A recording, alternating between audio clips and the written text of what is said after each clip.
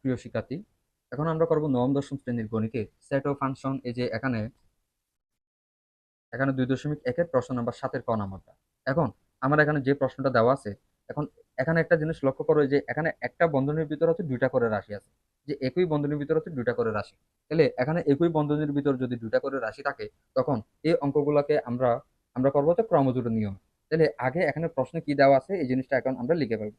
আগে লিখলাম দেওয়া আছে, যে এখানে লিখলাম, যেখানে দেওয়া আছে প্রশ্ন কি দেওয়া আছে, x minus y comma y plus two equal y minus two comma two x plus one.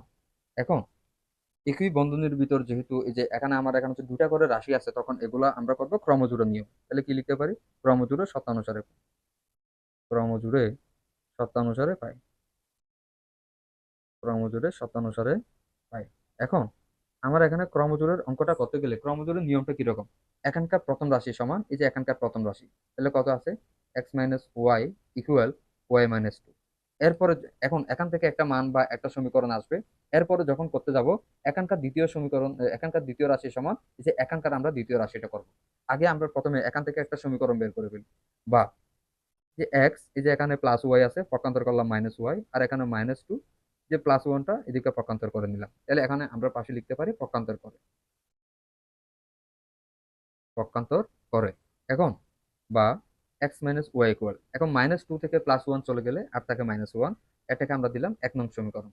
ঠিক একইভাবে এখন লিখবো আবার, আবার তাহলে আবার এই যে এখানকার এখানকার হচ্ছে দ্বিতীয় রাশি সমান এখানকার দ্বিতীয় রাশি, two x plus one equal y plus two, বা টু এক্স এই যে এখানে প্লাস ওয়াই আছে এদিকে পক্ষান্তর করে নিলাম মাইনাস ওয়াই, আর এখানে টুটা লিখলাম, এদিকে প্লাস ওয়ানটা এই পাশে পক্ষান্তর করে নিলাম। এখন আমরা লিখতে পারি পক্ষান্তর কর। এখন টু এক্স মাইনাস ওয়াই, এখন এই যে এখানে টু থেকে হচ্ছে ওয়ান চলে গেলে আর তাকে ওয়ান, এটাকে দিলাম। এখন আমরা এই যে এখানে 2 নং সমীকরণ। এখন আমার এখানে প্রশ্নে যে এটাকে এখন 1 নং সমীকরণ হচ্ছে 2 নং সমীকরণ, এখন কি আমরা যোগ করব নাকি বিয়োগ করব, এই জিনিসটা আমরা কেমনে বুঝতে পারবো।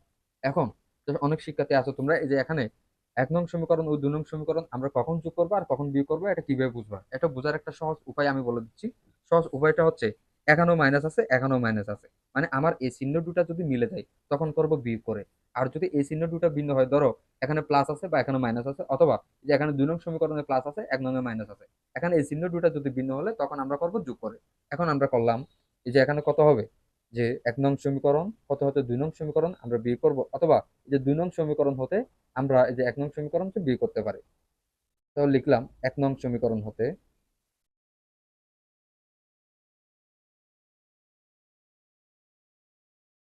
2 নং সমীকরণ, 2 নং সমীকরণ বিয়োগ করে, বিয়োগ করে। এখন আমরা কিভাবে বিয়োগ করব, যে আগে এই যে এখানে প্রথমটা লিখে ফেললাম, এক্স মাইনাস ওয়াই ইকুয়াল এই যে এখানে মাইনাস ওয়ান, এখানে আছে two x minus y equal এখানে শুধু ওয়ান। এখন আমরা যখন বিয়োগ করব, এই যে এই বিয়োগ করার সময় আমার এখানে চিহ্ন পরিবর্তন হবে, এখানে টু এক্স এর আগে কোনো চিহ্ন না থাকলেও এখানে প্লাস আছে, প্লাস এটা হয়ে গেল মাইনাস, আর মাইনাস এটা প্লাস, আর প্লাস এটা এটা মাইনাস করলাম। এখন প্লাস ওয়াই আর মাইনাস ওয়াই কাটা গেল, এখানে মাইনাস দুটো এক্স থেকে প্লাস একটা এক্স চলে গেলে আর থাকে মাইনাস একটা এক্স, আর এখানে মাইনাস ওয়ান কত হয় মাইনাস টু। তাহলে এখন আমরা লিখতে পারি এক্স সমান এই যে এখানে টু।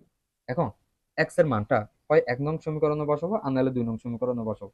1 নং সমীকরণে বসালো যা উত্তর আসবে, 2 নং বসালো আমার এই যে এখানে তা উত্তর আসবে। তাহলে এখন আমরা লিখতে পারি, এখন এক্স এর মান, এক্স এর মান 1 নং সমীকরণে বসো,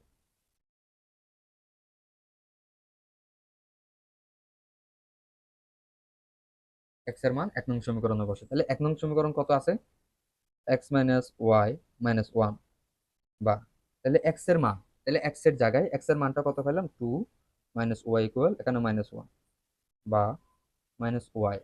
তাহলে এই যে এখানে মাইনাস ওয়ান এই টুটা এ পাশে আমরা পক্ষান্তর করে নিলাম, এদিকে লিখতে পারি পক্ষান্তর করে,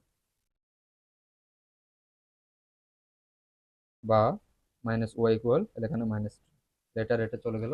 এখন বা ওয়াই ইকুয়াল কত পেলাম, থ্রি। এখন সুতরাং নির্ণীয় মান